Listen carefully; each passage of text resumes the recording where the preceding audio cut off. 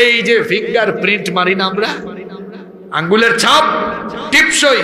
আপনি একটা মোবাইলের সিম কিনতে গেলে দেখবেন 10 আঙ্গুলের ছাপ নেয়।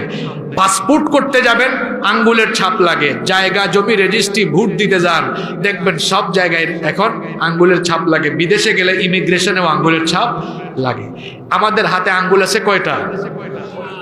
এক আঙ্গুলের ছাপের সাথে আরেক আঙ্গুলের ছাপের কোনো মিল, আপনার সাথে আমার মিল নাই, আমার সাথে আপনার মিল নাই। পৃথিবীতে 800 কোটি মানুষ বাস করে, কিন্তু একজনের আঙ্গুলের ছাপের সাথে আরেকজনের আঙ্গুলের ছাপের কোনো মিল নাই। কুদরতটা কার এখানে?